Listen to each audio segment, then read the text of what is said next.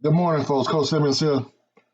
Please give me a like, share, and subscribe. This is a very important topic today. I promise to keep the volume down to a minimum on the radio. Let's talk about NFL black head coaches. I mean, black head coach. Out of 32 teams, there's only one player left. And looking at it very carefully, expanding to the greater majority of college football, in the South, in the Power Five, it's only one black head coach. I'm going to let Sam Archo, Vice President of NFL Player Association, talk to you. For me, I just see this whole scenario every time we go through another coaching cycle, every time we come and talk about the Rooney Rule. I just see it as NFL teams and coaches and owners, many owners, just checking the box, right? Well, we interviewed a black coach. Oh, look, this guy's a leading candidate. He's going to emerge as a leading candidate. And then all of a sudden, someone else gets hired. For me, the proof is in the pudding. Right now, there's one coach. Maybe in a week from now, there might be three black coaches. Or maybe there might be two. I just find it. It's not even frustrating, right? It's just. It's more of the same. It's more of the same storyline. Even when it goes to David Culley specifically, Nick Caserio, the general manager at the beginning of the season, had said that this is going to be a process. It's not going to be about results this year. Yet all of a sudden, after results that maybe you could say weren't great. A lot of people would say it was better than you would expected with 4 wins under David Culley. David Culley got fired, right? And I get that. I understand that. What I don't understand, or maybe what I don't appreciate, is the fact that there's a lot of chatter about African-American coaches who are going to get leading candidates or who are going to get jobs, but they actually don't get the jobs. That's kind of my frustration. So this conversation may be better had in a week or 5 days or 8 days when these coaching hires get filled, these opportunities get filled. But for me, it's just more of the same. It's teams checking the boxes, interviewing African-American coaches, and ultimately hiring other people. Yeah, that seems to be the problem. That's why a lot of former players are jumping on the HBCU bandwagon. Because see, the thing is, they want to be coaches.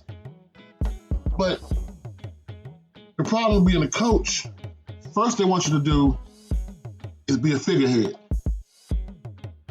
You heard about the coaches from NC Central who went to Tennessee, the coach running backs. The coach from Norfolk State, who went to East Carolina, the coach tight ends. They want you to be a recruiter. Show your black face and get the kids coming to the school. But then they don't trust you to coach the kids. Looking at the SEC, looking at the ACC, looking at the Big 12, the schools, they have big way in the South. You have your Sun Belts and USAs and AACs, but in the main ones, how many black head coaches you gonna find? One, if you're lucky. Even Vanderbilt ran off Franklin, Penn State.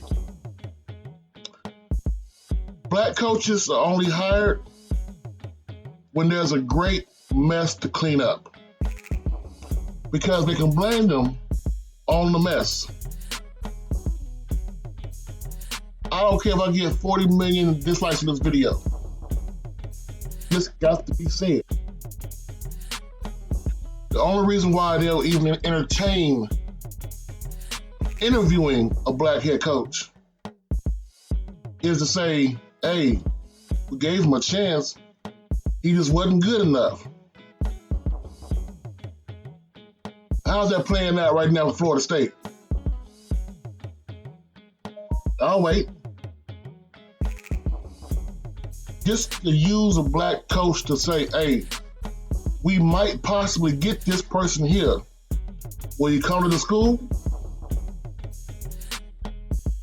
It's no longer happening.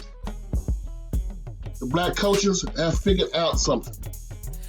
If you want to be a black head coach, got to go to a historically black college and university. Now, yeah, some coaches may use this as a way station, a way to get somewhere in between. But now the recruits are starting to come, these HBCUs, universities. These brothers stepped up. And what you used to think was only going to be a rest haven for black coaches or kids who had anger problems, or kids who had dysfunctional issues, to go down to HBCUs and not be a problem. Nah. These schools are constantly getting close to winning. We've seen what A&T has done against the low-hanging fruit. SC State, we saw what they did against New Mexico State. We saw what Jackson did against ULM. We saw what Alcorn did against South Alabama. These coaches are coaching these kids up, and they are getting very close to taking out some of these lower level schools.